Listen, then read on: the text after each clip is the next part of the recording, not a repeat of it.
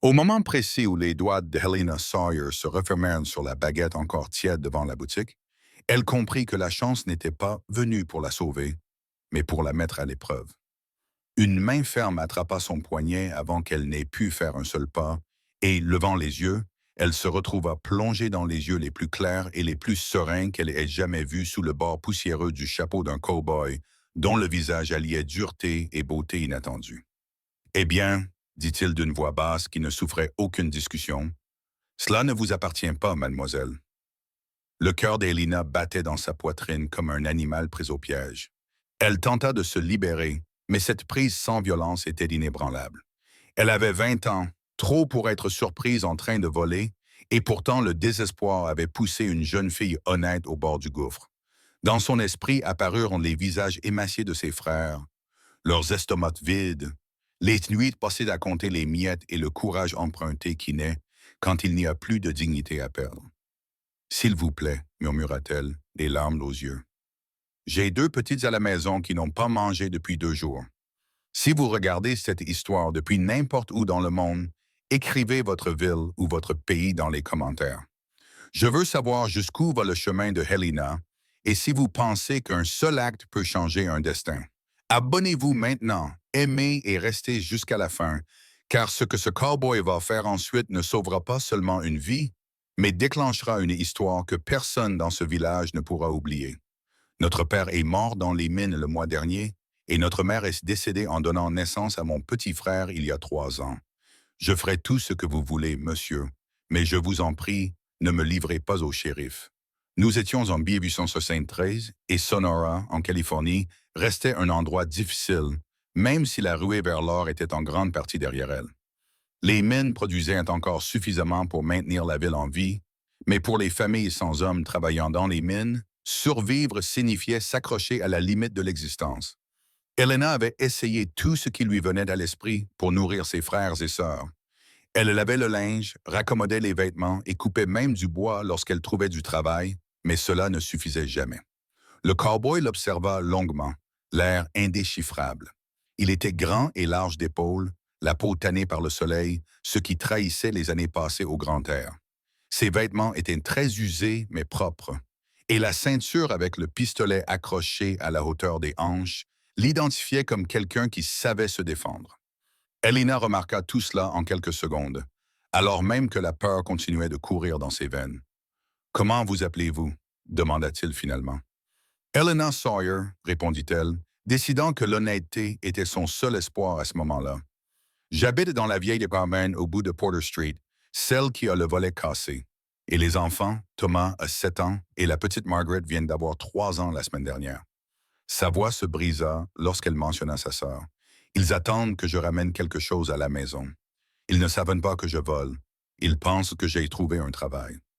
Quelque chose changea dans l'expression du cowboy. Une douceur autour de ses yeux qui donna à Helena le premier véritable espoir qu'elle avait ressenti depuis qu'il lui avait saisi le poignet. Il lâcha son bras et plongea la main dans la poche de son gilet, et en sortant un portefeuille en cuir qui semblait étonnamment bien rempli pour un homme qui travaillait. « Viens avec moi, dit-il en désignant la porte principale du magasin.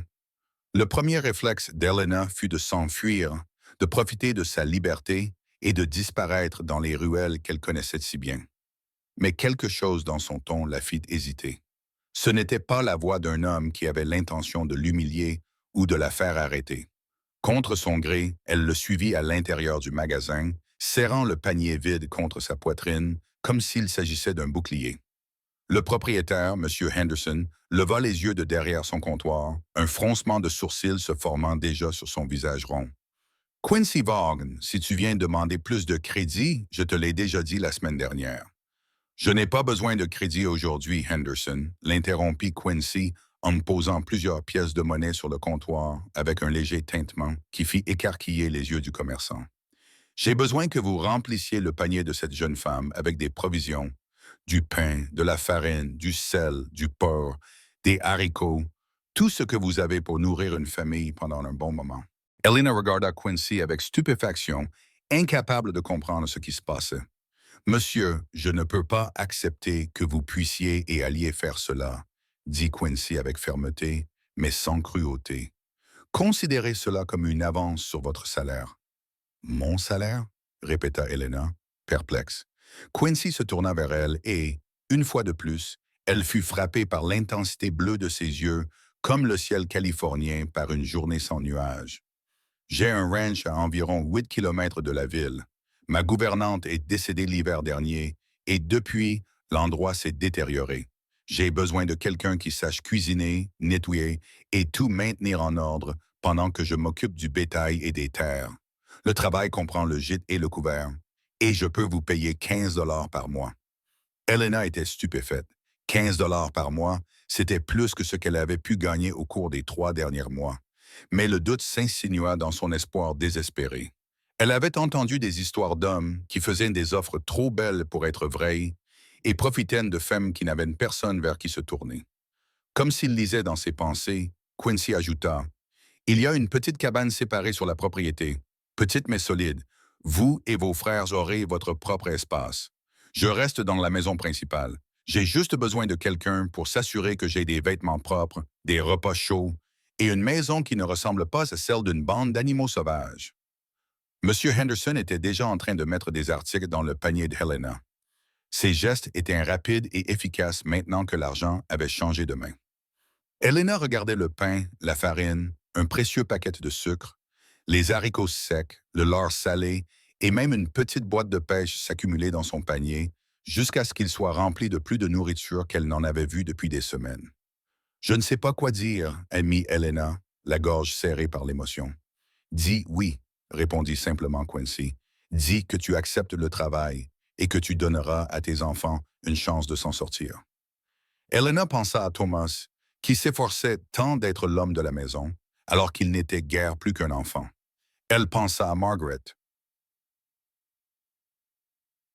dont le 3e anniversaire était passé sans même un petit gâteau pour célébrer l'occasion. Elle pensa au propriétaire qui avait menacé de les expulser s'ils ne pouvaient pas payer le loyer avant la fin de la semaine.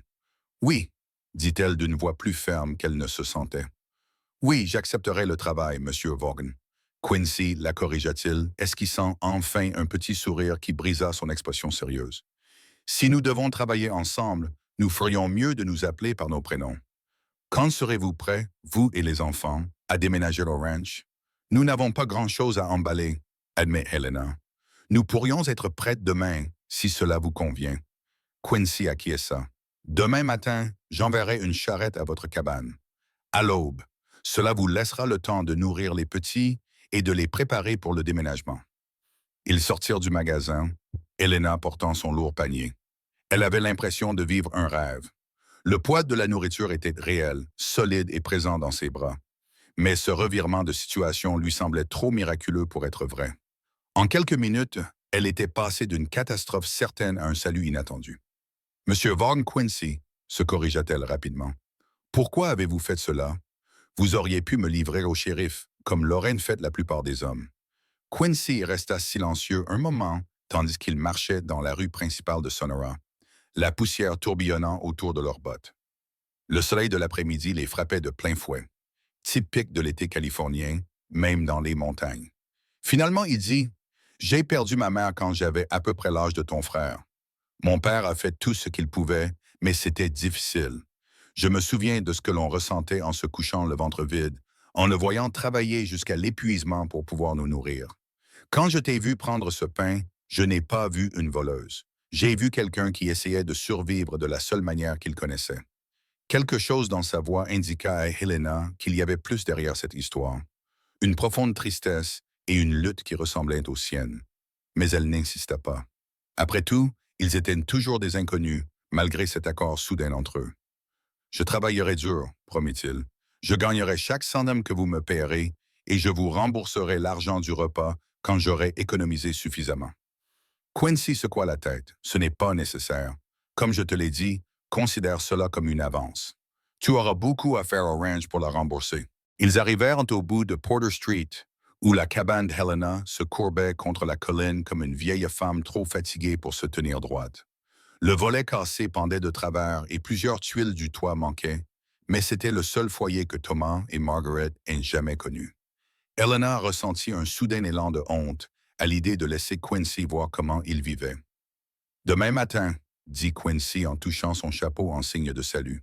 À l'aube, nous serons prêts, lui assura Helena en le regardant faire demi-tour et s'éloigner vers le centre du village, ses longues enjambées dévorant la route poussiéreuse.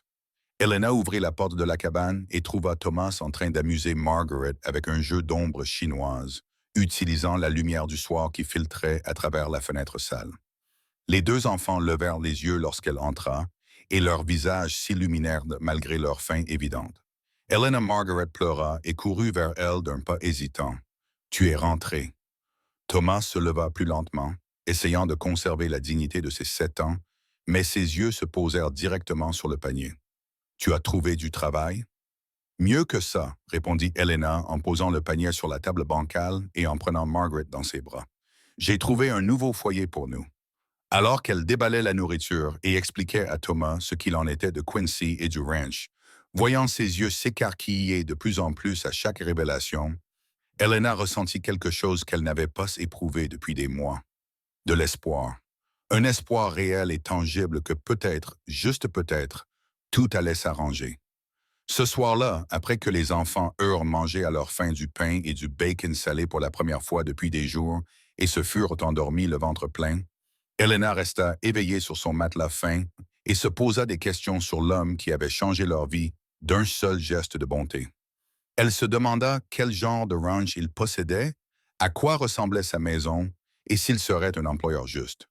Surtout, elle se demandait si elle avait pris la bonne décision en acceptant l'aide d'un inconnu, même si elle en avait désespérément besoin. Mais lorsque le matin arriva et qu'elle entendit le bruit des roues d'une charrette devant sa cabane, juste au moment où le soleil commençait à teinter le ciel de rose et d'or, Helena mit ses doutes de côté. Elle réveilla Thomas et Margaret, les aida à enfiler leurs haillons et rassembla leurs maigres possessions dans un seul coffre abîmé qui avait appartenu à sa mère.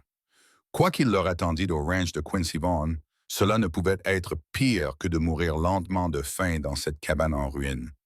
Quincy attendait près d'une charrette robuste, tirée par 2 chevaux à l'allure vigoureuse. Il s'était lavé depuis la veille. Helena remarqua que ses cheveux bruns étaient encore humides et que son menton était fraîchement rasé. Lorsqu'il vit les enfants, son expression s'adoucit d'une manière qui rassura immédiatement Helena.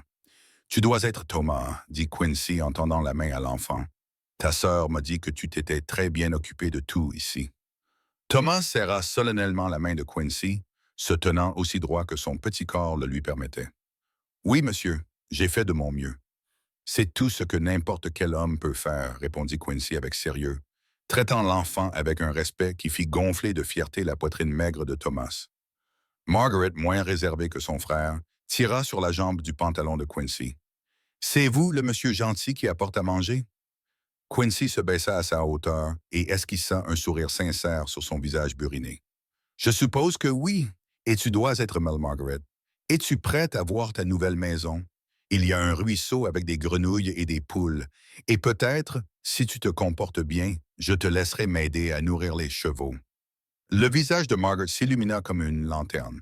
Elle se mit à bavarder avec enthousiasme des chevaux et des grenouilles, tandis que Quincy l'aidait à monter à l'arrière de la charrette, où il avait étendu plusieurs couvertures épaisses pour amortir le trajet.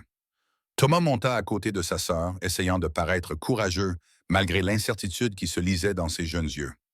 Helena prit la main que Quincy lui tendait pour monter sur le siège de la charrette, sentant les callosités de sa paume qui trahissaient un travail physique difficile. Quand il lâcha sa main et se dirigea vers le côté conducteur, elle remarqua de petits détails à son sujet. La facilité avec laquelle il se déplaçait, la compétence tranquille de ses gestes, la gentillesse qui semblait lui venir naturellement lorsqu'il s'occupait de ses frères et ses sœurs. Le trajet hors de Sonora les conduisit à travers des collines parsemées de chênes et de quelques pins. Le paysage était magnifique dans la lumière du matin, l'herbe dorée ondulant dans la brise comme les vagues d'un océan asséché. Helena n'avait pas quitté la ville depuis des années, pas depuis que son père les avait tous emmenés à Sonora, poursuivant des rêves d'or qui lui avaient finalement coûté la vie. « Le ranch appartient à ma famille depuis une dizaine d'années, » expliqua Quincy pendant qu'il chevauchait, apparemment à l'aise avec le silence, mais prêt à le remplir d'informations. « Mon père a acheté cette terre avec l'argent qu'il avait économisé pendant des années en travaillant avec le bétail d'autres personnes. Il a construit la maison et les granges et a lancé le premier troupeau. Quand il est décédé il y a 5 ans, tout m'est revenu. Vous n'avez pas d'autre famille? Demanda Helena, avant de s'inquiéter d'avoir dépassé les bornes, mais Quincy ne sembla pas offensé par la question. J'avais un frère cadet, Daniel. Il est mort dans une ruée il y a 3 ans. Après la mort de notre père, il ne restait plus que lui et moi. Depuis, je suis seul avec les ouvriers que je peux me permettre d'embaucher pendant les périodes de forte activité. Actuellement, il n'y a que moi et un vieux cowboy appelé Rusty qui vient plusieurs fois par semaine pour m'aider dans les tâches difficiles. Je suis désolé pour vos pertes, dit Helena à voix basse, comprenant maintenant pourquoi il s'était montré si compréhensif à l'égard de sa propre situation. Tous deux étaient orphelins à leur manière. Tous deux luttaient pour reconstruire quelque chose à partir des décombres de leur tragédie familiale. La vie ici est dure, dit simplement Quincy. On apprend à aller de l'avant où la douleur nous ensevelit. Ils arrivèrent au sommet d'une colline et Helena aperçut pour la première fois le ranch de Quincy, qui s'étendait dans la vallée. Elle était plus grande qu'elle ne l'avait imaginé, avec une maison à 2 étages d'apparence solide, peinte en blanc avec des volets vert foncé, une grande grange rouge, plusieurs dépendances plus petites, et ce qui semblait être de longues clôtures délimitant les pâturages où le bétail paissait tranquillement. Une rangée de peupliers longeait ce qui devait être le ruisseau dont Quincy avait parlé, leurs feuilles scintillant dans le vent. « C'est magnifique », murmura Helena, incapable de cacher son émerveillement. Derrière elle, à l'arrière de la charrette, Thomas laissa échapper un sifflement d'admiration, tandis que Margaret sautait d'excitation. « Regardez toutes ces vaches! Elles sont toutes à vous, Monsieur Quincy? » « La plupart, » confirma Quincy en guidant les chevaux sur la pente douce menant au ranch. « J'ai actuellement environ 200 têtes. Ce n'est pas la plus grande exploitation du comté, mais elle m'appartient, elle est payée et libre de toute dette. » À mesure qu'il s'approchait, Helena put voir que la maison, bien que solidement construite, montrait des signes de négligence qui confirmaient les affirmations de Quincy quant à la nécessité d'une gouvernante. Le porche avait besoin d'être nettoyé. Les fenêtres étaient couvertes de poussière et les parterres de fleurs, autrefois soigneusement entretenus, étaient désormais envahis par les mauvaises herbes. Malgré tout, la structure du bâtiment était solide et résistante, à l'image de son propriétaire. Quincy arrêta la voiture devant une petite cabane située à environ 50 mètres de la maison principale. Elle était simple, mais semblait robuste, avec une cheminée en pierre et de véritables vitres aux fenêtres. Comparée à la ruine dans laquelle il vivait, Helena la trouvait digne d'un palais. « Laissez-moi vous montrer l'intérieur, » dit Quincy en sautant de la voiture et en s'approchant pour aider Helena à descendre. Ses mains restèrent fermement posées sur sa taille, tandis qu'il l'aidait à descendre, et Helena ressentit un étrange picotement dans le ventre qu'elle s'efforça d'ignorer.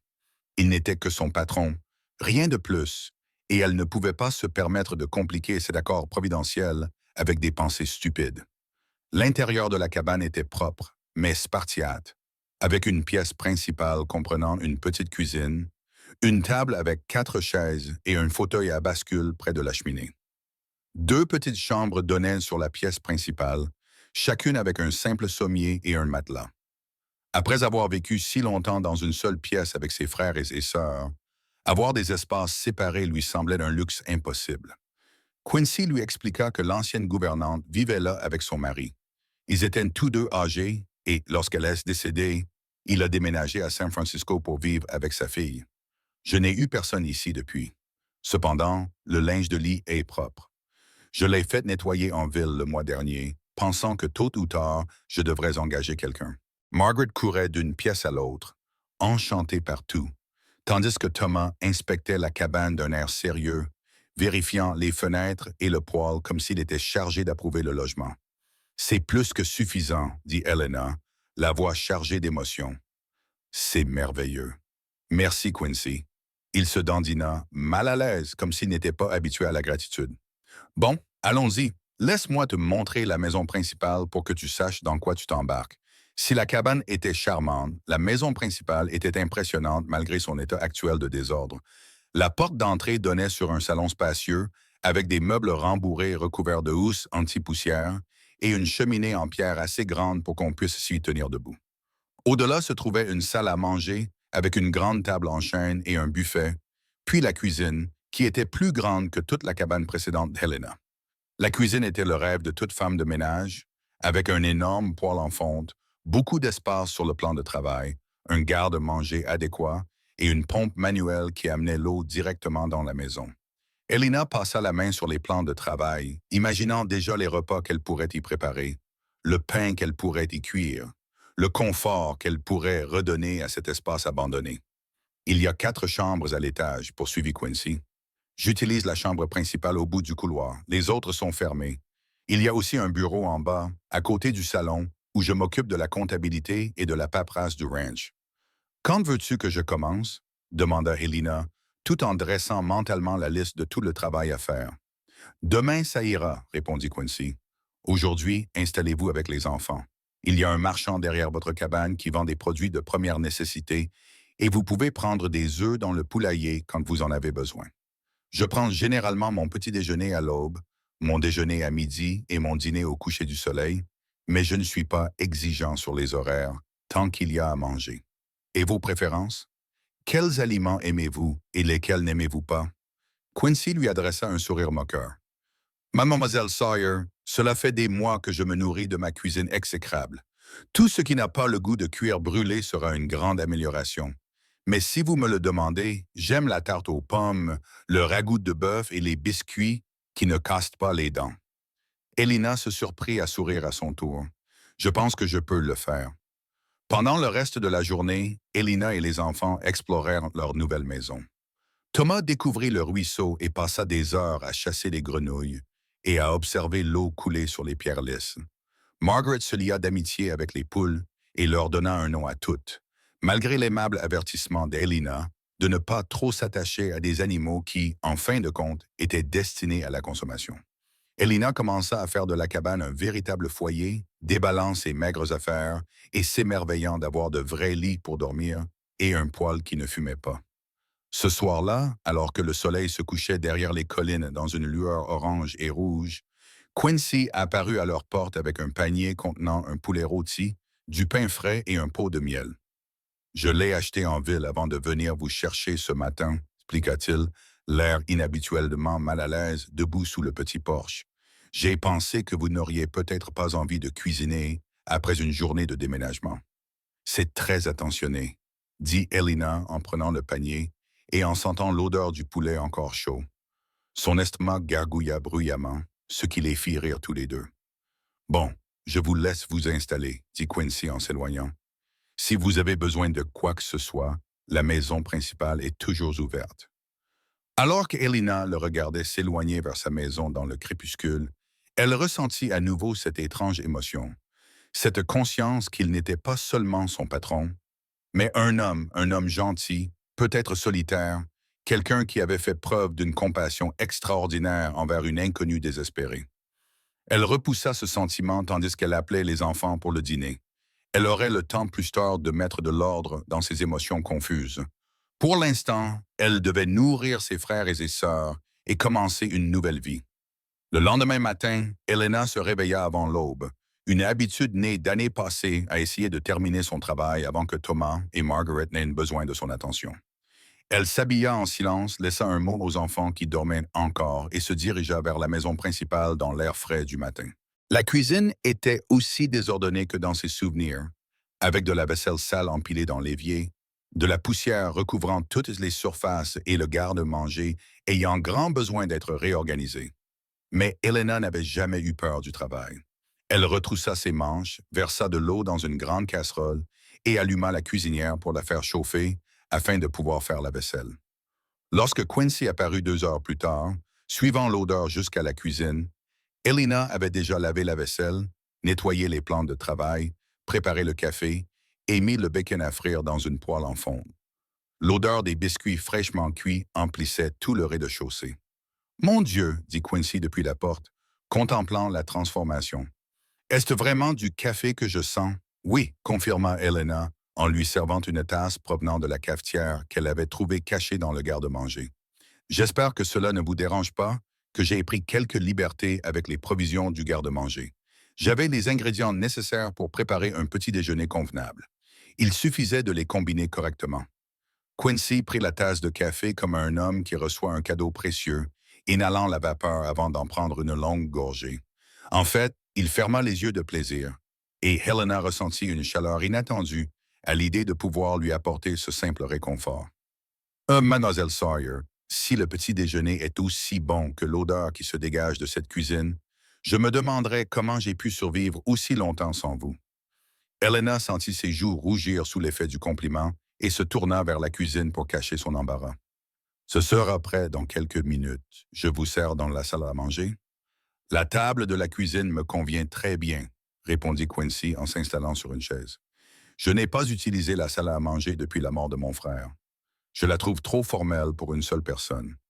Pendant qu'Helena servait des assiettes de bacon, d'œufs et de biscuits moelleux au beurre et au miel, elle demanda: ça vous dérange si j'amène Thomas et Margaret ici pour le petit déjeuner?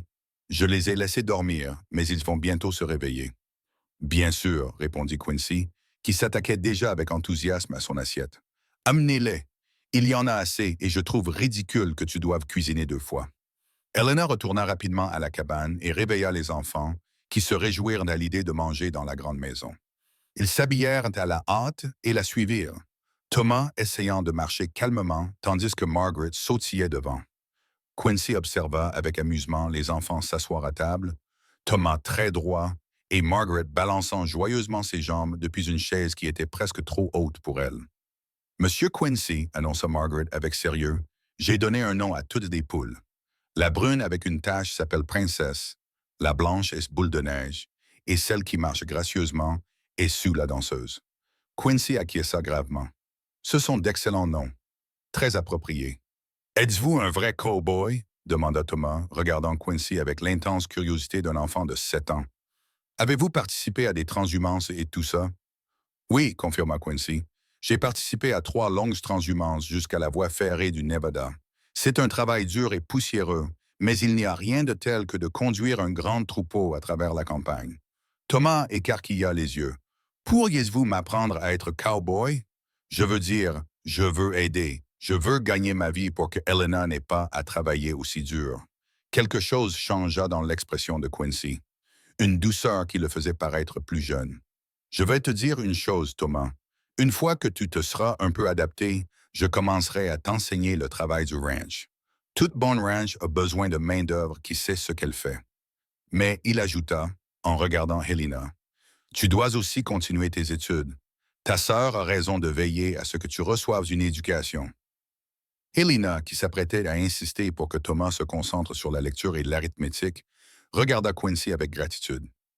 Son soutien pour que Thomas se concentre sur son éducation lui faciliterait grandement la tâche. La matinée donna le ton pour les jours suivants. Helena se levait tôt, préparait le petit déjeuner pour tout le monde, nettoyait la maison principale et se lançait dans la tâche monumentale de mettre de l'ordre dans une maison qui avait été négligée pendant trop longtemps. Les enfants aidaient comme ils le pouvaient. Margaret ramassait les œufs et Thomas apprenait à nourrir les poules et à effectuer de petites tâches sur la propriété. Quincy, quant à lui, était un patron facile. Il passait la majeure partie de la journée à s'occuper du bétail, à réparer les clôtures ou à accomplir la douzaine de tâches nécessaires au bon fonctionnement d'un ranch. Il ne se plaignait jamais des repas, ne critiquait jamais le travail d'Helena et traitait Thomas et Margaret avec une gentillesse patiente qui faisait battre le cœur d'Helena de manière inattendue. 3 semaines après avoir commencé sa nouvelle vie, Helena était en train de dépoussiérer les rideaux de la véranda arrière lorsque Quincy arriva à cheval sur son grand cheval bay, menant un autre cheval derrière lui. Ce deuxième cheval était plus petit, une jolie jument pie aux yeux doux. « J'ai quelque chose à te montrer », cria Quincy en descendant de cheval avec l'aisance naturelle de quelqu'un qui a passé toute sa vie à cheval. Helena posa son tapette à poussière et s'approcha avec curiosité. « Qu'est-ce que c'est? » « Eh bien, je me disais, dit Quincy en se frottant la nuque comme il le faisait souvent lorsqu'il se sentait mal à l'aise. Il y a un long chemin à parcourir d'ici à la ville quand on a besoin de provisions. Et tu voudras peut-être emmener les enfants en excursion de temps en temps, ou simplement avoir un moyen de transport qui ne dépende pas de ma disponibilité avec la charrette. Helena regarda le maire et comprit. Quincy, je ne peux pas accepter un cheval. C'est trop. Ce n'est pas un cadeau, dit rapidement Quincy. Cela fait partie du travail. Une gouvernante doit pouvoir se rendre au village pour faire des provisions, n'est-ce pas? Et puis, Daisy devient trop âgée pour le dur labeur du ranch. Elle a besoin d'une vie plus tranquille avec quelqu'un qui la traite avec douceur. Helena s'approcha lentement du maire et tendit la main pour que Daisy la renifle. Le cheval lui caressa la paume avec douceur et gentillesse. « Je ne sais pas monter à cheval », admit Helena à voix basse. « Alors je t'apprendrai », dit Quincy comme si c'était la chose la plus simple au monde. « Demain, c'est dimanche. Le travail à la ferme peut attendre. Nous commencerons les cours après le petit déjeuner. » Le dimanche matin, le temps était clair et ensoleillé, et après un petit déjeuner tranquille composé de pancakes et de saucisses, Quincy amena Daisy devant la maison. Thomas et Margaret s'assirent sur les marches du porche pour observer, tous deux enthousiastes, à l'idée que leur sœur apprenne quelque chose de nouveau. « La première chose que tu dois savoir, dit Quincy en montrant à Helena comment s'approcher du cheval, c'est que les chevaux sont des créatures très dociles si tu les traites avec respect. Daisy est la jument la plus calme que l'on puisse souhaiter. Elle est avec nous depuis si longtemps que plus rien ne l'effraie. » Il apprit à Helena comment sceller correctement le cheval, lui expliquant chaque étape clairement et la laissant s'exercer jusqu'à ce qu'elle puisse le faire seule. Puis vint le moment qu'Helena attendait et redoutait à la fois, monter à cheval. « Je vais t'aider à monter, » dit Quincy en se plaçant à côté de Daisy. « Mets ton pied gauche dans l'étrier et je te donnerai un coup de pouce. » Helena fit ce qu'il lui demandait, mais même avec l'aide de Quincy, sa première tentative se solda par une chute maladroite sur le flanc du cheval, sans être complètement montée ni en sécurité au sol. Les mains de Quincy se posèrent sur sa taille pour la stabiliser, et Helena prit soudain conscience de sa force, de sa proximité, de la sensation de chaleur que lui procurait son contact. « Réessaie », l'encouragea Quincy d'une voix patiente. « Tu peux y arriver. » À la troisième tentative, Helena réussit à passer sa jambe par-dessus et se retrouva assise sur la selle, plus haute qu'elle ne l'avait prévu. Elle agrippa fermement le pommeau de la selle et sentit son cœur s'accélérer, mêlant peur et excitation. « Bien, » dit Quincy en ajustant ses pieds dans les étriers. « Maintenant, la première règle pour monter à cheval est de se détendre. Le cheval peut sentir votre tension, ce qui le rend nerveux lui aussi. » Pendant l'heure qui suivit, Quincy fit trotter Daisy dans la cour, apprenant à Helena comment s'asseoir correctement, comment tenir les rênes et comment communiquer avec le cheval en utilisant une légère pression de ses jambes et des changements de poids. C'était plus difficile qu'il n'y paraissait, car cela exigeait une conscience corporelle dont Helena n'avait jamais eu besoin auparavant. Mais petit à petit, elle a commencé à se sentir plus à l'aise, plus en phase avec le rythme de Daisy. Lorsque Quincy lâcha enfin la corde et qu'Helena promena Daisy dans la cour pour la première fois toute seule, le sentiment d'accomplissement fut presque irrésistible. « Tu as un talent naturel, » dit Quincy en lui souriant. « Avec quelques cours supplémentaires, tu pourras rivaliser avec Thomas jusqu'au ruisseau. » Helena rit, se sentant véritablement heureuse pour la première fois depuis longtemps. « Je ne sais pas si nous courons, mais je pense que Daisy et moi allons très bien nous entendre. » Ce soir-là, après avoir couché les enfants, Helena s'assit sur le petit porche de la cabane et se permit de penser à des choses auxquelles elle avait évité de penser pendant des semaines. Elle pensa à la façon dont le sourire de Quincy faisait naître une chaleur dans sa poitrine. Elle pensa à son comportement avec Thomas et Margaret, patient et gentil, leur offrant le modèle masculin qui leur avait manqué. Elle pensa à la douceur de ses mains lorsqu'il l'avait aidée à monter à cheval, à la façon dont son toucher lui avait donné des frissons. Elle était en train de tomber amoureuse de lui. Prendre conscience de cela aurait dû la terrifier, la faire paniquer à l'idée de mettre en danger son travail et la sécurité de ses frères. Mais au lieu de cela, elle ne ressentait qu'une douce surprise. « Oh, c'est Daddy déchet !» Comme si elle avait découvert quelque chose de précieux qu'elle ne cherchait pas. La question était, Quincy ressentait-il quelque chose de similaire ou se montrait-il simplement aimable en tant qu'employeur? Helena n'avait aucune expérience en matière d'amour. Elle n'avait aucun élément pour interpréter les regards qu'il lui lançait parfois ou la façon dont il semblait trouver des excuses pour rester dans la cuisine après les repas, parlant de tout et de rien pendant qu'elle travaillait. Elle décida judicieusement de garder ses sentiments pour elle. Elle ne pouvait pas risquer de perdre son emploi. Elle ne pouvait pas risquer le bien-être de ses frères pour ce qui n'était peut-être qu'une illusion de sa part. Mais le destin, semble-t-il, en avait décidé autrement. 2 jours plus tard, Elena était dans la cuisine en train de préparer le déjeuner lorsqu'elle entendit le bruit de plusieurs chevaux qui approchaient. Par la fenêtre, elle vit Quincy chevaucher avec 3 autres hommes, tous l'air fatigués et poussiéreux. Elle ajouta rapidement des pommes de terre dans la marmite et prépara du café supplémentaire, supposant qu'il s'agissait d'ouvriers que Quincy avait engagés pour un projet. Lorsque les hommes entrèrent, Elena perçut immédiatement la tension. Les 3 inconnus avaient des visages durs et des yeux calculateurs qui parcouraient la maison d'un regard évaluateur qui la mettait mal à l'aise. Mademoiselle Sawyer, dit Quincy d'une voix soigneusement neutre, ces hommes souhaitent acheter du bétail. Nous discuterons affaires dans le bureau. Pourriez-vous y apporter le café lorsqu'il sera prêt? Bien sûr, répondit Elena, remarquant la tension autour des yeux de Quincy, ce qui suggérait que ce n'était pas une réunion qui lui plaisait. Elle prépara un plateau avec du café et quelques-uns des biscuits qu'elle avait préparés ce matin-là, puis l'apporta dans le bureau. La porte était ouverte et elle pouvait entendre la conversation en s'approchant. « 20 $ d'avance, c'est du vol, Vogue, et tu le sais, disait l'un des hommes. On t'en donnera 15 et c'est déjà plus que généreux. Mon bétail est de première qualité, répondit Quincy d'un ton calme. Bien nourri, en bonne santé, parfait pour l'élevage.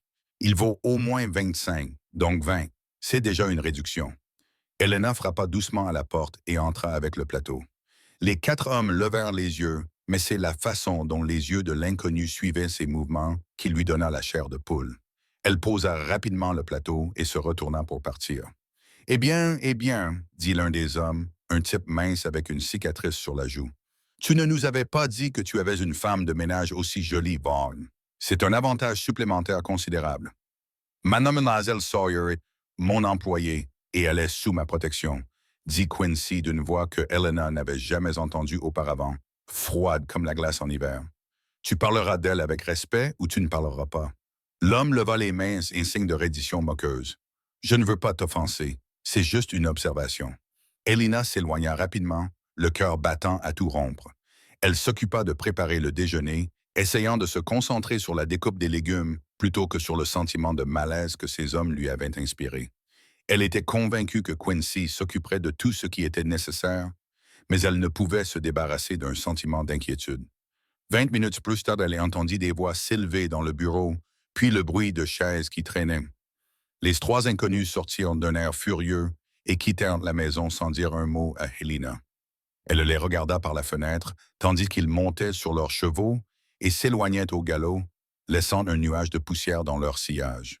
Quincy apparut à la porte de la cuisine, le visage sombre. « Je m'excuse pour cela. Ces hommes sont connus pour voler du bétail, même si personne n'a pu le prouver. Ils voulaient acheter du bétail à des prix illégaux, probablement pour le revendre à des prix légaux et empocher la différence. Je les ai chassés. « Sommes-nous en danger? » demanda Elena, pensant immédiatement à Thomas et Margaret. « Je ne pense pas, » répondit Quincy. Mais il s'approcha de la fenêtre et observa la traînée de poussière laissée par les cavaliers qui s'éloignaient. Ce sont des lâches qui profitent des fermiers isolés. Ce ranch est très connu et j'ai des amis en ville qui viendraient me voir si quelque chose m'était arrivé. Mais il ajouta en se tournant vers elle avec sérieux. « Je veux que toi et les enfants restiez près de la maison pendant les prochains jours, par mesure de précaution, et si un étranger vient pendant que je travaille, n'ouvrez pas la porte, compris? » Elena acquiesça, reconnaissante qu'ils prennent la menace suffisamment au sérieux pour la prévenir, mais pas au point de paniquer. « Je comprends. Bien. » Une partie de la tension quitta ses épaules. « Est du ragoût de bœuf que je sens. » L'incident avec les voleurs de bétail se déroula sans autre problème, mais il sembla changer quelque chose entre Elena et Quincy. Il commença à apprendre à Thomas à tirer sur des boîtes de conserve avec un vieux fusil, insistant sur le fait que tout le monde dans un ranch devait savoir manier une arme en toute sécurité. Il montra à Helena où il gardait un pistolet chargé dans la cuisine au cas où et s'assura qu'elle savait s'en servir. Mais au-delà des mesures de sécurité pratiques, Quincy avait adopté une nouvelle attitude protectrice dans sa façon d'interagir avec Elena et les enfants. Il assuma des tâches supplémentaires dans la cabane, réparant les planches lâches et renforçant la serrure de la porte. Il s'assura que Elena sache exactement où il travaillerait chaque jour afin qu'elle puisse envoyer Thomas le chercher si nécessaire. Elena remarqua qu'elle prêtait davantage attention aux détails le concernant.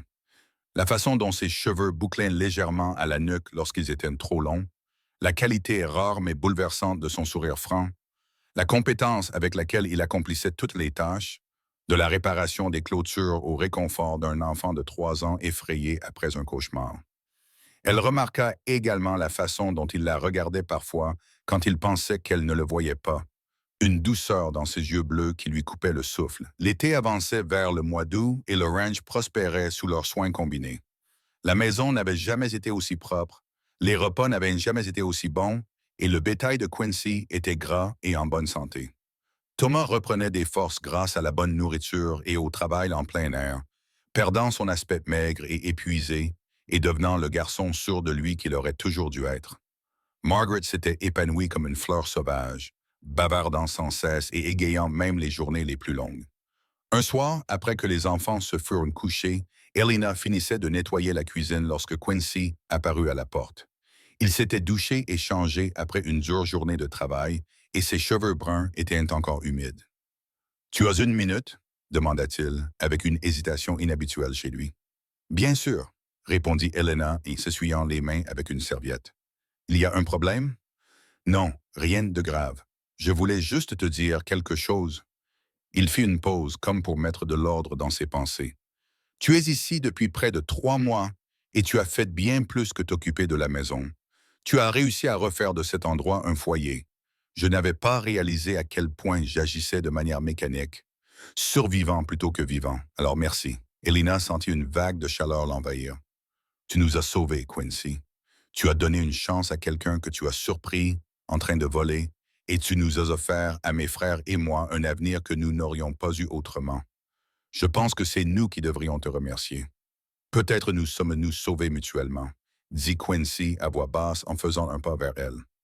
L'air entre eux semblait s'épaissir d'un non-dit, quelque chose qui couvait depuis des mois.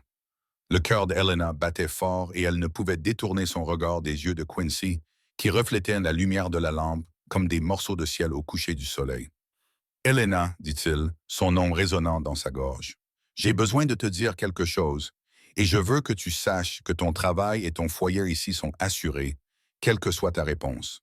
Toi et ces enfants ne manquerez jamais de rien tant que je serai en vie pour vous subvenir à vos besoins. Tu comprends? » Helena acquiesça, ne faisant pas confiance à sa voix. « Je suis en train de tomber amoureux de toi, » dit Quincy simplement. Les mots tombèrent dans la cuisine silencieuse comme des pierres dans une eau calme, créant des ondulations qui allaient tout changer. « Je suis amoureux depuis longtemps, pour être honnête. La façon dont tu ris avec Margaret.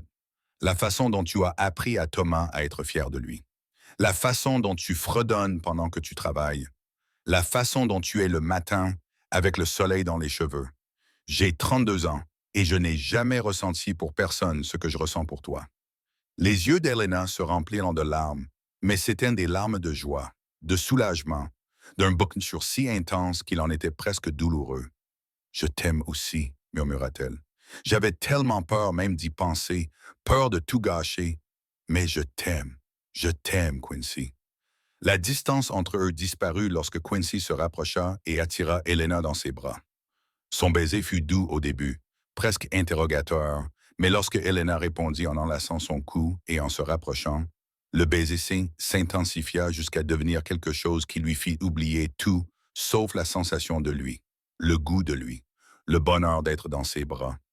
Quand ils se séparèrent enfin, tous deux haletants, Quincy appuya son front contre le sien. « Épouse-moi, dit-il. Je sais que c'est tôt et que nous ne nous connaissons que depuis quelques mois, mais j'en suis sûr. J'en suis plus sûr que de toute autre chose dans ma vie. »« Oui, dit Helena, riant et pleurant en même temps. « Oui, oui, oui. » Ils s'embrassèrent à nouveau et Helena sentit son cœur déborder de bonheur. Elle était passée du désespoir et de la détresse à l'amour et à l'espoir en l'espace de quelques mois, et cela lui semblait être le plus beau miracle qui puisse exister. Lorsqu'ils l'annoncèrent à Thomas et Margaret le lendemain matin au petit déjeuner, les deux enfants poussèrent des cris de joie. Thomas, essayant de se montrer mature, serra solennellement la main de Quincy et dit « Je vous aiderai à bien prendre soin d'elle, monsieur. » Margaret se jeta sur Quincy et Helena en même temps, essayant de les embrasser tous les deux en même temps, tout en criant « Nous allons être une vraie famille. Le mariage fut prévu pour début septembre, ce qui leur laissait suffisamment de temps pour les préparatifs, mais pas trop pour que l'attente devienne une torture. Quincy insista pour faire les choses comme il se doit, même si Helena tenta de lui dire qu'une cérémonie simple suffirait. Tu mérites un vrai mariage, dit-il fermement. Une robe, des fleurs, tout le village invité à y assister. Je veux que tout le monde sache à quel point je suis fier que tu aies décidé de devenir ma femme. Helena se retrouva donc accompagnée chez la meilleure couturière de Sonora, où Quincy insista pour qu'elle choisisse ce qu'elle voulait sans se soucier du prix. La robe qu'elle choisit finalement était simple mais magnifique, en soie couleur crème avec de délicates dentelles au col et aux poignets. Quand elle l'essaya et se regarda dans le miroir, elle eut du mal à reconnaître la femme mince et désespérée qui avait été surprise en train de voler du pain quelques mois auparavant.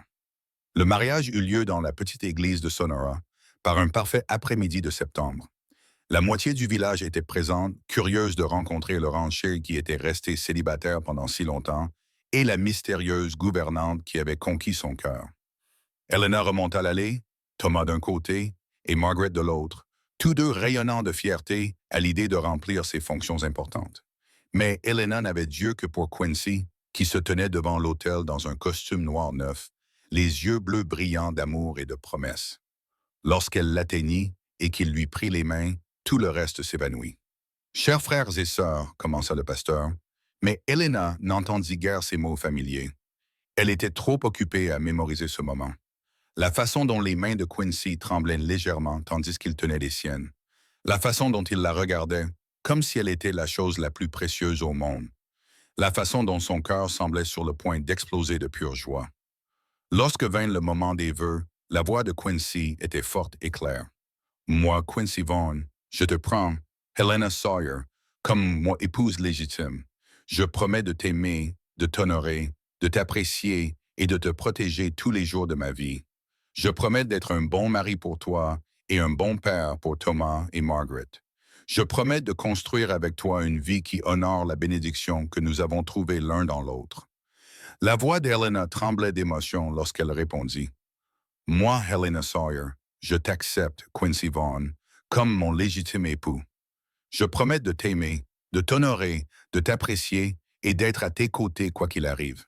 Je promets de faire de notre maison un foyer, d'être ta compagne en tout et de ne jamais oublier que tu m'as vu quand j'étais perdu et que tu m'as donné de l'espoir quand je n'en avais plus.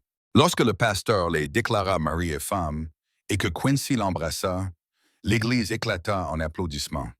Mais Helena n'entendait que les battements de son propre cœur et le murmure de Quincy. « Je t'aime, Madame Vaughn. » La réception eut lieu au ranch avec des tables dressées sous les peupliers près du ruisseau.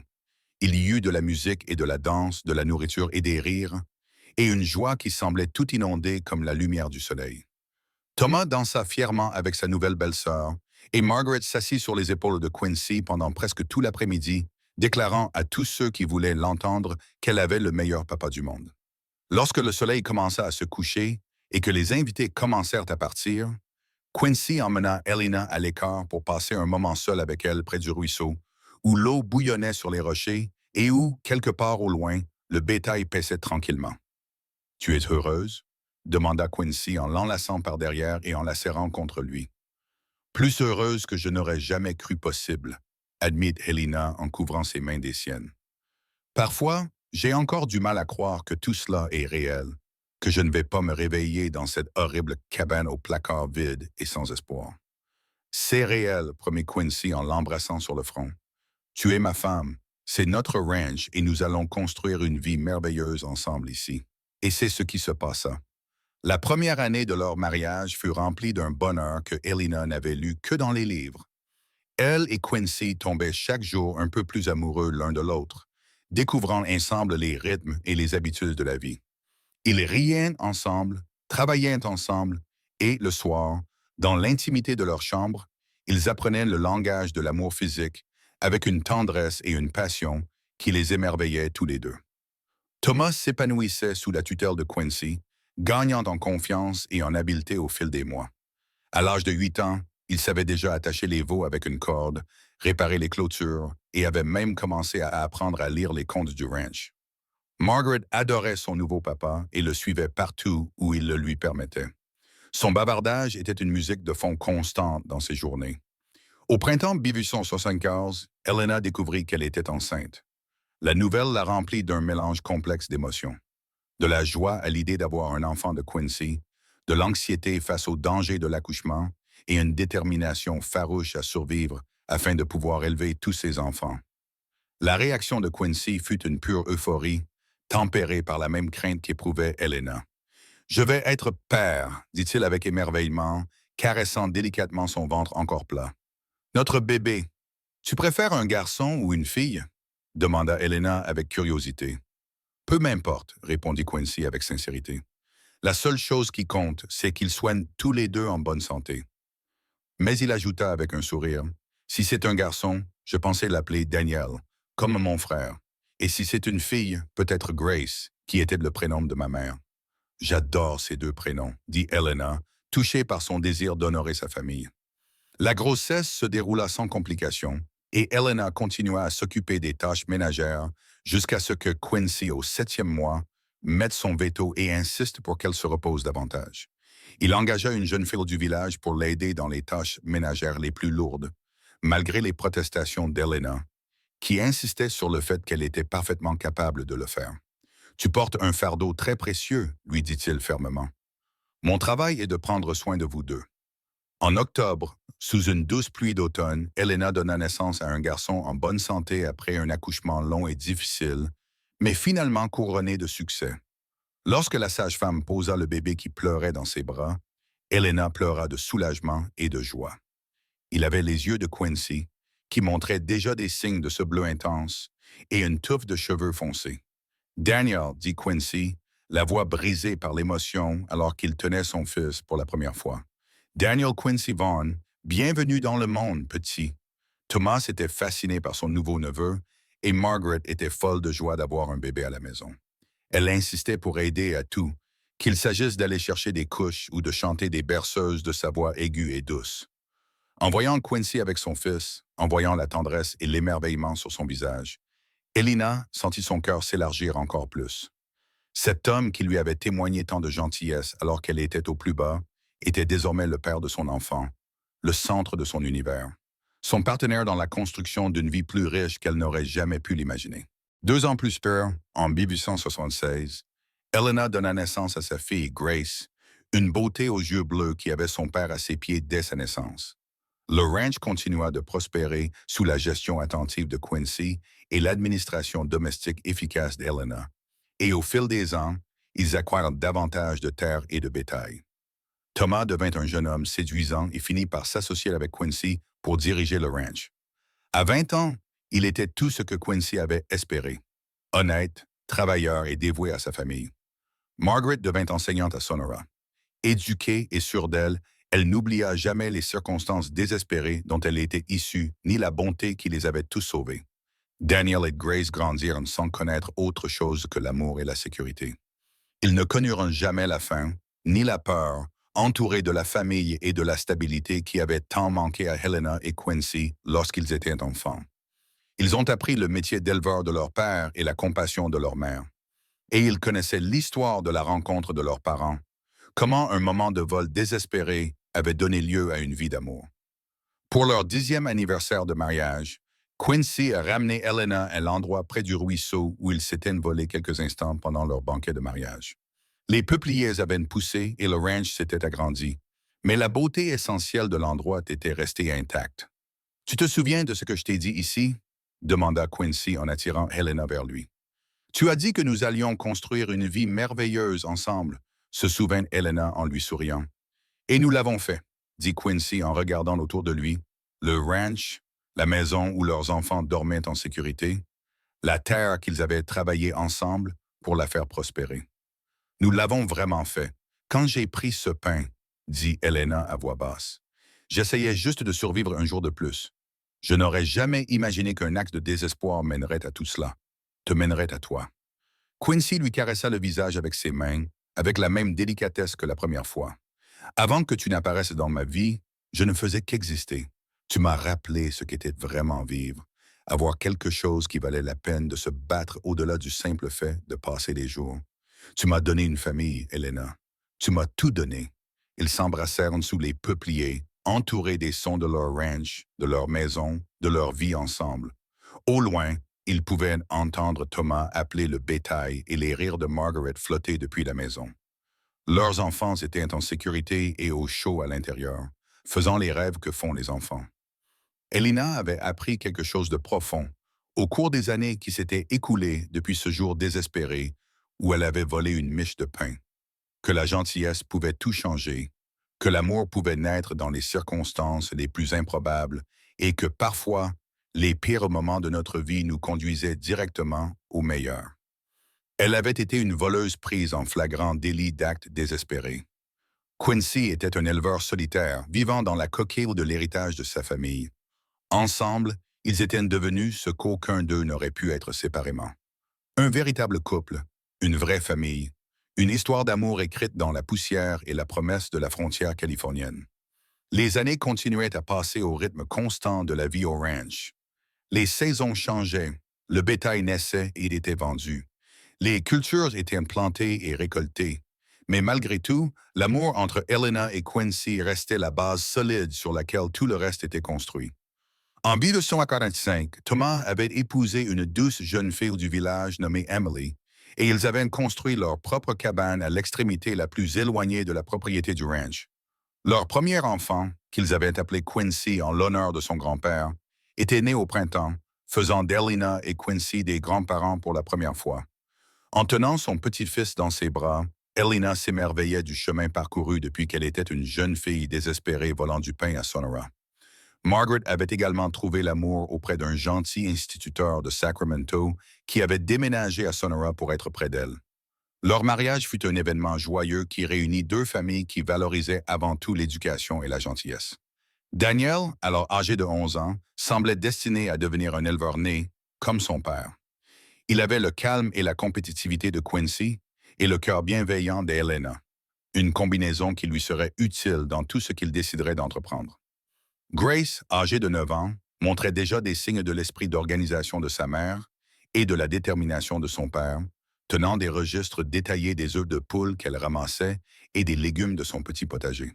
Les après-midi tranquilles, après avoir terminé le travail et couché les enfants, Elena et Quincy s'asseyaient ensemble sous le porche de la maison principale et regardaient le soleil se coucher sur leur terre.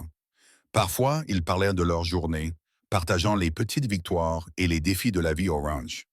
D'autres fois, ils s'asseyaient simplement dans un silence confortable, les mains enlacées, heureux de savoir qu'ils avaient construit quelque chose de durable. Tu repenses parfois à ce jour-là? Demanda Quincy un de ces après-midi, traçant des cercles avec son pouce sur le dos de la main de Helena. Le jour où je t'ai vu dans le magasin. Parfois, Helena admettait que cela lui semblait être une éternité, comme si cela était arrivé à d'autres personnes. D'une certaine manière, c'était le cas. Quincy fit remarquer: nous étions très différents à l'époque, plus durs, plus solitaires, plus craintifs. Helena acquiesça, pensant à la peur qu'il avait poussée au vol, au désespoir qui avait transformé chaque jour en une lutte pour survivre. J'étais tellement sûr que ma vie était finie quand tu m'as attrapé par le poignet. Je pensais que tu allais me faire arrêter et que Thomas et Margaret finiraient dans un orphelinat, ou pire encore. J'ai failli te dénoncer, avoua Quincy. Mon premier réflexe a été de t'emmener directement au shérif. Mais ensuite, j'ai vu tes yeux, j'ai vu la véritable terreur et le désespoir qui s'y reflétaient, et je me suis souvenu de ce que l'on ressentait quand on avait si peur. Mon père et moi avons traversé des moments difficiles après la mort de ma mère. Il y avait des jours où nous ne savions pas d'où viendrait notre prochain repas. Je ne pouvais pas te condamner pour avoir essayé de nourrir ta famille. Au contraire, tu nous as sauvés, dit Helena à voix basse. Tu nous as tout donné. Non, corrigea Quincy en se tournant vers elle. Nous nous sommes sauvés mutuellement. Tu m'as donné une raison de me soucier à nouveau de cet endroit, de le considérer comme un foyer plutôt que comme une simple propriété à gérer. Tu m'as donné une famille et un but. Avant toi, je me contentais de suivre le mouvement, attendant de mourir comme mon père et mon frère. Tu m'as donné envie de vivre. Les larmes montèrent aux yeux d'Helena alors qu'elle se penchait pour embrasser son mari, encore émue par ses paroles après toutes ces années. Je t'aime, murmura-t-elle contre ses lèvres. Je t'aimerai jusqu'à mon dernier souffle et au-delà. Et moi aussi, je t'aime, répondit Quincy en la serrant plus fort contre lui. Ma courageuse et magnifique épouse, qui n'était pas trop fière pour faire ce qu'il fallait afin de protéger sa famille. Tu es la personne la plus forte que j'ai jamais connue. Alors que les dernières lueurs du jour disparaissaient du ciel et que les premières étoiles commençaient à apparaître, ils restèrent sur le porche, placés l'un dans les bras de l'autre. De l'intérieur de la maison leur parvenaient les bruits de leurs enfants qui se préparaient à aller se coucher. Daniel lisait à Grace l'un de ses livres préférés. De l'autre côté de la propriété, on entendait les bruits du ranch qui se préparaient pour la nuit, le mugissement doux du bétail, les chevaux qui bougeaient dans leurs étables, le vent qui soufflait dans les peupliers près du ruisseau. Les années continuèrent à s'écouler, avec leur lot de joie et de défis, de triomphes et de pertes. En 1889, la vieillesse finit par emporter Rusty, le ouvrier agricole qui était avec Quincy depuis avant l'arrivée d'Helena. Il fut enterré sous un chêne sur une colline surplombant le ranch. Quincy resta près de la tombe, les larmes aux yeux, pleurant la perte d'un homme qui avait été comme un oncle pour lui. Mais la vie continua, comme toujours. Thomas et Emily eurent 3 autres enfants, remplissant leur cabane de rire et de bruit. Margaret et son mari adoptèrent 2 enfants dont les parents étaient morts lors d'une épidémie de typhus, leur offrant ainsi la même seconde chance qu'Elena avait eue en son temps. À 16 ans, Daniel était en train de devenir un homme fort et compétent, doté d'un esprit sensé qui promettait de prendre les bonnes décisions pour le ranch lorsqu'il lui reviendrait enfin. Grace, âgée de 14 ans, s'était découvert une passion pour la médecine après avoir aidé le médecin du village à soigner le bras cassé d'un ouvrier agricole du ranch. Helena et Quincy encouragèrent son intérêt, même s'ils savaient que cela signifiait qu'elle pourrait, à terme, quitter le ranch pour étudier dans une plus grande ville. Si elle veut devenir médecin, nous la soutiendrons, avait déclaré Quincy avec fermeté lorsque Helena avait exprimé son inquiétude quant au départ de Grace. Nous avons donné des racines à nos enfants, mais nous devons aussi leur donner des ailes. Helena savait qu'il avait raison, même si l'idée que l'un de ses enfants s'en aille lui brisait le cœur. Mais elle savait aussi qu'elle et Quincy avaient créé quelque chose de rare et de précieux. Une famille fondée sur l'amour et le soutien mutuel, où chacun était libre de poursuivre ses rêves en sachant qu'il avait toujours un foyer où revenir. En 1892, Helena et Quincy ont célébré leur 10e anniversaire de mariage avec une fête qui a réuni leur famille élargie et la moitié de la ville de Sonora. Helena était dans sa cuisine, désormais aidée par 2 jeunes filles du village qui l'assistaient dans les tâches de plus en plus exigeantes liées à l'alimentation d'une famille aussi nombreuse. Et elle s'émerveillait de la façon dont sa vie avait tourné. Elle avait 40 ans, elle était toujours en bonne santé et forte, avec un mari qui l'aimait aussi profondément que le jour de leur mariage. Ses frères, autrefois maigres et désespérés, étaient désormais des adultes prospères avec leur propre famille. Ses enfants devenaient des jeunes gens extraordinaires. Le ranch était prospère et bien géré. À tous égards, la vie d'Helena était une réussite au-delà de tout ce qu'elle aurait pu imaginer. Ce soir-là, alors qu'elle et Quincy se préparaient à se coucher, elle dit « Tu te rends compte que nous avons passé plus de temps ensemble que séparés? Notre vie ensemble représente désormais la plus grande partie de notre histoire. » Quincy s'arrêta tandis qu'il enlevait ses bottes et lui sourit. Et quelle histoire cela a été! Penses-tu que les enfants raconteront à leurs enfants comment nous nous sommes rencontrés? J'espère que oui, répondit Helena. Je veux qu'ils sachent que même dans les moments les plus sombres, la bonté est possible, que la compassion d'une seule personne peut tout changer, que l'amour peut naître dans les circonstances les plus inattendues. Tu devrais l'écrire. Quincy suggéra qu'elle écrive toute l'histoire de son point de vue, afin qu'elle ne soit ni perdue ni altérée en la racontant. Helena y réfléchit. Peut-être le fera-t-elle. Lorsque les choses se calmeront en hiver, elle commencera peut-être à tenir un journal sur leur vie. Finalement, elle a commencé ce journal, remplissant page après page de souvenirs et de réflexions. Elle a écrit sur la peur et le désespoir de ses premiers jours, sur le moment où la main de Quincy a saisi son poignet et a changé sa vie pour toujours. Elle a écrit sur le fait de tomber amoureuse, sur la merveille de la grossesse et de l'accouchement, sur le fait de voir sa famille s'agrandir et s'épanouir.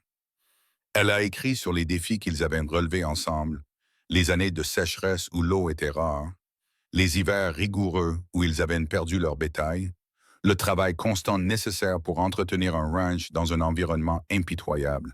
Mais surtout, elle a écrit sur l'amour. L'amour entre mari et femme, l'amour des parents pour leurs enfants, l'amour des frères et sœurs qui avaient survécu ensemble aux difficultés. Il écrivait que l'amour n'était pas seulement un sentiment, mais un choix renouvelé chaque jour de rester aux côtés de quelqu'un quoi qu'il arrive. En 1895, alors qu'Helena et Quincy approchaient de leur 22e anniversaire de mariage, les ranchs fonctionnaient efficacement grâce à la combinaison de la famille et des employés embauchés. Thomas s'occupait des tâches quotidiennes liées au bétail, tandis que Daniel, qui avait maintenant 21 ans, s'était révélé indispensable dans la gestion des aspects commerciaux, négociant les prix et les contrats avec une habileté qui impressionnait même les acheteurs les plus expérimentés. Grace était partie à San Francisco pour étudier la médecine et décrivait à sa famille des lettres pleines d'enthousiasme et de détermination. Les enfants adoptifs de Margaret s'épanouissaient, faisant preuve de la même résilience et de la même force qui leur avaient donné une seconde chance dans la vie. Quincy avait maintenant 54 ans, ses cheveux bruns étaient parsemés de mèches grises, mais il était toujours fort et capable, et continuait à se lever avant l'aube pour vérifier le bétail et parcourir les limites de ses terres. Helena, âgée de 43 ans, avec quelques rides supplémentaires autour des yeux et des cheveux gris dans sa chevelure brune, mais Quincy la regardait toujours comme si elle était la plus belle femme du monde. « As-tu déjà regretté ?» lui demanda Helena un matin, alors qu'ils prenaient leur café avant que le reste de la famille ne se réveille. « Regretter d'avoir donné une chance à une voleuse ?» répondit Quincy en riant, d'une voix riche et chaleureuse qui résonna dans la cuisine silencieuse. « Tous les jours. » Helena fronça les sourcils un instant, jusqu'à ce qu'elle voie l'étincelle moqueuse dans ses yeux. « Je regrette, » continua Quincy en tendant le bras au-dessus de la table pour prendre sa main, « de ne pas t'avoir rencontré plus tôt, que tu aies dû te battre seul pendant si longtemps avant que le destin ne nous réunisse. Chaque jour sans toi me semble être du temps perdu, du temps que j'aurais pu passer à t'aimer. » « Romantique idiot, » dit Helena, mais ses yeux brillaient de larmes de bonheur. « C'est toi la romantique idiote, » corrigea Quincy. « Pour le reste de ma vie, » et il tint cette promesse. Tout au long du changement de siècle, à travers de nouveaux défis et de nouvelles joies, Quincy resta le compagnon inconditionnel et l'amour le plus sincère d'Helena. Lorsqu'un incendie endommagea l'une des granges en 1898, ils la reconstruisirent ensemble. Lorsqu'un hiver rigoureux en 1901 tua près d'un quart de leur bétail, ils surmontèrent cette perte et reconstituèrent leur troupeau. Lorsque Grace revint à la maison après avoir terminé ses études de médecine et annonça son intention d'ouvrir un cabinet à Sonora, ils soutinrent son rêve et l'aidèrent à trouver un bâtiment approprié en ville. En 1903, Helena et Quincy ont célébré leur 30e anniversaire de mariage entourés de 3 générations de leur famille. Thomas et Emily avaient 7 enfants âgés de 18 à 6 ans. Margaret et son mari avaient 2 enfants adoptifs et 3 enfants biologiques. Daniel avait épousé la fille d'un éleveur de la vallée voisine et il venait d'accueillir leur premier enfant. Même Grace, très occupée par son cabinet médical, avait trouvé l'amour auprès d'un collègue médecin et l'avait épousé lors d'une cérémonie simple au ranch. Assise à la longue table sous les peupliers, les mêmes arbres qui avaient été témoins de son banquet de mariage tant d'années auparavant, Helena regarda autour d'elle la foule de visages qu'elle aimait et ressentit une satisfaction si profonde qu'elle en était presque douloureuse tant elle était intense. « À quoi penses-tu » lui demanda Quincy en couvrant sa main de la sienne. « Je pense au pain » admit Helena avec un sourire. Quincy haussa un sourcil, clairement surpris par cette réponse. « Cette miche de pain que j'ai essayé de voler valait probablement environ 5 cents, » poursuivit Helena. « 5 cents? Cela aurait dû être le début de ma ruine, mais au contraire, cela était le début de tout cela. » Elle désigna d'un geste sa famille, ses terres, la vie qu'ils avaient construite. Combien de joie peut provenir d'une chose aussi insignifiante? Combien de changements peut apporter un seul moment de bonté? Quincy resta silencieux pendant un moment, les yeux étrangement brillants. Je pense que c'est ça le problème, n'est-ce pas? On ne sait jamais quel moment va tout changer, quel choix va nous mener à notre destin. Ce jour-là, j'aurais pu te livrer au shérif. Au lieu de cela, j'ai vu quelqu'un qui avait besoin d'aide et j'ai décidé de la lui offrir. Et ce choix m'a donné tout ce que j'apprécie. Il nous a tout donné, corrigea Helena à voix basse. Oui, acquiesça Quincy en portant sa main à ses lèvres. Il nous a tout donné, alors que le soleil se couchait sur le ranch cet après-midi-là, peignant le ciel de tons orange, rose et violet. Helena et Quincy restèrent ensemble sous le porche de la maison qu'ils partageaient depuis 30 ans. Autour d'eux, leur famille riait et discutait, les enfants jouaient et le ranch continuait à suivre son rythme intemporel. Helena se pencha vers Quincy et il passa son bras autour d'elle, la serrant fort dans ses bras. Ils restèrent ainsi longtemps, regardant la lumière s'estomper et les étoiles apparaître, entourés par les preuves de la vie qu'ils avaient construite à partir d'un seul moment de compassion. Merci, murmura finalement Helena. Pourquoi? Demanda Quincy, même si sa voix suggérait qu'il le savait. Pour m'avoir vu, dit simplement Helena. Pour avoir vu au-delà de la femme désespérée qui volait du pain et avoir reconnu quelqu'un qui méritait d'être sauvé. Pour m'avoir aimé, pour m'avoir donné cette vie. Helena Vaughn, dit Quincy en la tournant pour qu'elle le regarde dans les yeux. Tu as toujours mérité d'être sauvée. Tu as toujours mérité d'être aimée. J'ai simplement eu la chance de pouvoir te le prouver. Puis il l'embrassa, avec tendresse et douceur. Un baiser qui contenait 30 ans d'amour et de complicité et de rêves partagés. Lorsqu'ils se séparèrent, ils souriaient tous les deux. Les années suivantes furent plus calmes, Quincy et Helena se retirant progressivement de la gestion quotidienne du ranch et laissant la relève à la jeune génération. Daniel se révéla plus que capable de gérer l'exploitation, incorporant de nouveaux reproducteurs et modernisant certaines pratiques, tout en conservant le respect de la terre et des animaux. Thomas continua à travailler avec le bétail avec l'énergie d'un homme qui avait trouvé sa vocation. Le ranch prospéra sous leur gestion conjointe. Helena passa ses dernières années entourée de ses petits-enfants et arrière-petits-enfants, leur apprenant à faire du pain et leur racontant des histoires du bon vieux temps. Elle n'oublia jamais d'où elle venait ni à quel point elle avait failli tout perdre. Cette conscience rendait chaque instant plus doux, chaque bénédiction plus précieuse. Le cabinet médical de Grace est devenu l'un des plus respectés de la région et elle n'a jamais fait payer les familles qui n'avaient vraiment pas les moyens de payer le traitement, se souvenant de la pauvreté désespérée de sa propre famille. Margaret a continué à enseigner, à former de jeunes esprits et à donner des chances à des enfants qui, autrement, n'en auraient pas eu. Les enfants de Thomas ont grandi forts et capables, prêts à prendre la relève du ranch le moment venu. En 1910, Quincy et Helena ont fêté leur 37e anniversaire de mariage. Quincy avait 69 ans, il était toujours actif, mais plus lent, se contentant de regarder le coucher de soleil depuis la véranda plutôt que de partir à cheval pour inspecter les clôtures lointaines. Helena, âgée de 58 ans, avait les cheveux gris et le visage ridé, trace de décennies de rire et d'amour.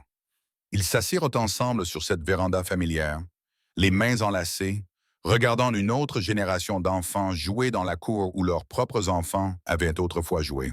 « N'as-tu aucun regret? » demanda Helena. Une question qui était devenue une sorte de tradition entre eux.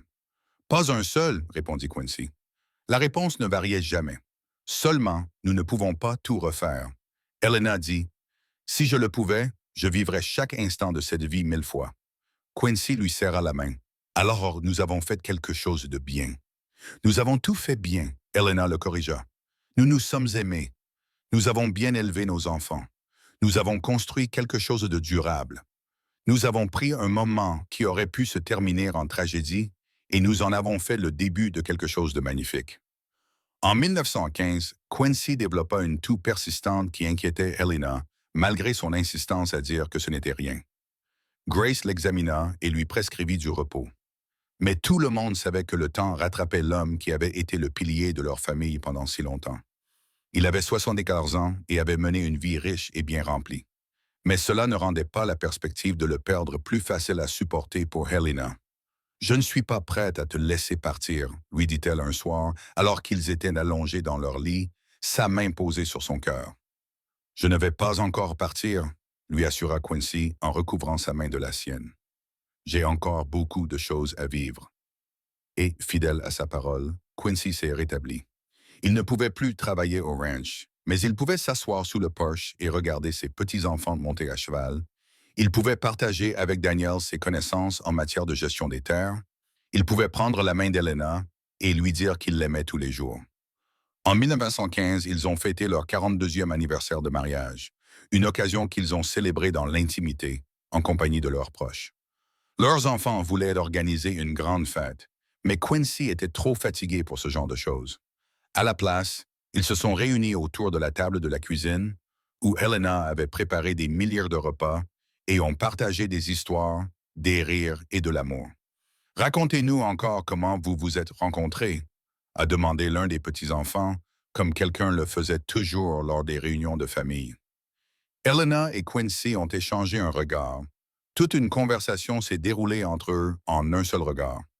Eh bien, a commencé Helena, d'une voix ferme malgré l'émotion qu'elle ressentait. C'était l'été 1873. J'étais désespéré et terrifié et j'essayais de voler du pain pour nourrir mes frères et sœurs. Et ton grand-père m'a surprise. Il aurait pu me dénoncer, continua-t-elle en regardant Quincy avec tout l'amour de 42 ans qui brillait dans ses yeux. Il aurait pu détourner le regard et faire semblant de ne rien voir. Mais au lieu de cela, il a rempli mon panier de nourriture et m'a offert un travail. Il a changé toute ma vie d'un seul geste de gentillesse. Elle a aussi changé la mienne, ajouta Quincy à voix basse. Elle m'a rappelé ce que signifiait avoir une famille, ce que signifiait avoir quelque chose pour quoi se battre. Elle m'a donné tout ce qui compte. Les petits-enfants écoutaient attentivement, comme toujours, même s'ils avaient déjà entendu cette histoire des dizaines de fois. Ils ne s'en lassaient jamais. Cette histoire de difficultés surmontées et d'amour trouvé dans des circonstances inattendues. Ce soir-là, après que tout le monde soit parti et que la maison soit redevenue silencieuse, Helena et Quincy se couchèrent ensemble dans le lit, enlacés. Ce que j'ai dit tout à l'heure, je le pensais vraiment, murmura Quincy dans ses cheveux. Tu m'as donné tout ce qui compte et tu m'as tout rendu, répondit Helena. Tout ce que j'ai, tout ce que je suis, je te le dois. Non, corrigea doucement Quincy. Tu as toujours été forte, tu as toujours été capable. Je t'ai juste donné l'occasion de le prouver. Ils s'endormirent ainsi, enlacés l'un dans les bras de l'autre. Deux personnes qui avaient trouvé leur partenaire idéal dans les circonstances les plus imparfaites. Quincy Vaughn s'éteignit paisiblement dans son sommeil 2 semaines après leur anniversaire, avec Elena à ses côtés et sa famille près de lui. Il avait 74 ans et avait vécu assez longtemps pour voir son ranch prospérer, ses enfants réussir et ses petits-enfants grandir. Il est mort en sachant qu'il était aimé et qu'il avait bien aimé en retour. Elena a profondément pleuré sa perte, mais elle n'a pas désespéré. Elle avait passé 42 ans avec l'homme qu'elle aimait. Elle avait construit une vie et un héritage qui perdureraient longtemps après leur départ. Elle continua à vivre dans la maison de ranch, entourée de sa famille, trouvant du réconfort auprès de ses enfants et petits-enfants, et dans la certitude qu'elle et Quincy avaient accompli ce qu'ils s'étaient fixé. Ils avaient construit quelque chose de durable. Elle vécut encore 8 ans, restant lucide et active jusqu'à la fin. Elle termina son journal, complétant les derniers chapitres de son histoire, s'assurant que les générations futures sachent comment tout avait commencé. Elle continua à faire du pain, enseignant à ses petites filles les techniques que sa mère lui avait apprises, reliant le passé et l'avenir par le simple fait de pétrir la pâte. Au printemps 1923, Elena s'éteignit à l'âge de 70 ans, entourée des 3 générations de la famille qu'elle et Quincy avaient fondée. Ces dernières dis-lui que j'arrive. Et ceux qui les entendirent ne doutèrent pas qu'elle faisait référence à Quincy, qui l'attendait quelque part au-delà de cette vie. Elle fut enterrée aux côtés de son mari sous les chênes de la colline, avec vue sur le ranch qu'ils avaient construit ensemble. Les pierres tombales étaient simples mais profondes. Quincy Vaughn, 1841-1915. Époux, père et ami bien-aimé, Helena Sawyer Vaughn, 1853-1923. Épouse, mère et cœur de notre foyer bien-aimé. Mais le véritable monument à leur amour n'était pas gravé dans la pierre. Il se trouvait dans le ranch prospère qui portait l'empreinte de leur travail acharné et de leur dévouement. Il se trouvait dans les descendants qui ont transmis leurs valeurs de compassion et de bonté au monde. Il se trouvait dans les histoires transmises de génération en génération qui enseignait qu'un moment de miséricorde pouvait tout changer. Daniel a continué à diriger le ranch selon les principes que ses parents lui avaient inculqués, traitant ses ouvriers de manière équitable et gérant la terre avec respect. Il s'assura que ses propres enfants connaissent l'histoire de la rencontre de leurs grands-parents, comment d'un acte désespéré et une réponse compatissante avaient jeté les bases de tout ce dont ils jouissaient aujourd'hui. Le cabinet médical de Grace continua d'exercer à Sonora pendant encore 20 ans. Sa réputation de compétence et de compassion attirait des patients de toute la région. Elle ne refusait jamais personne qui ne pouvait pas payer. Suivant l'exemple de leur mère et de leur père, les enfants adoptifs de Margaret ont grandi et sont devenus enseignants, transmettant le don de l'éducation et les opportunités qu'ils avaient reçues. Les descendants de Thomas ont continué à travailler la terre, génération après génération, trouvant un sens et un but dans le travail physique du ranch. Le ranch est resté dans la famille, passant de Daniel à ses enfants, puis aux enfants de ceux-ci. Chaque génération a ajouté sa touche personnelle, modernisé certains aspects, mais n'a jamais perdu de vue les valeurs fondamentales établies par Quincy et Helena. La famille, la compassion, le travail acharné et l'amour. Et dans toutes les cuisines, dans toutes les maisons de ce ranch, on cuisait du pain frais chaque semaine, en souvenir de l'endroit où tout avait commencé. Certains des plus jeunes ne comprenaient pas tout à fait la signification de cette tradition, mais ils la suivaient quand même, convaincus qu'elle honorait quelque chose d'important, même s'ils ne pouvaient pas préciser quoi. Des décennies après la mort de Helena, l'une de ses arrière-petites-filles a découvert le journal qu'Elena avait écrit, caché dans un coffre dans le grenier de la maison du ranch. Elle resta éveillée toute la nuit à le lire, hypnotisée par l'histoire de ses ancêtres, par l'amour, la perte et le triomphe qui étaient racontés dans ces pages. Le lendemain, elle a réuni sa famille et a lu à haute voix quelques extraits, s'assurant que la jeune génération comprenne toute l'histoire de leur héritage. Elle a lu le passage sur le moment désespéré où Helena avait pris ce pain, sur la décision compatissante prise par Quincy, Condé, sur l'amour qui était né de circonstances aussi improbables. C'est de là que nous venons, dit-il à la famille réunie. D'un moment où quelqu'un a choisi la bonté plutôt que le jugement, où l'amour a été assez fort pour surmonter la peur. C'est ce que nous transmettons.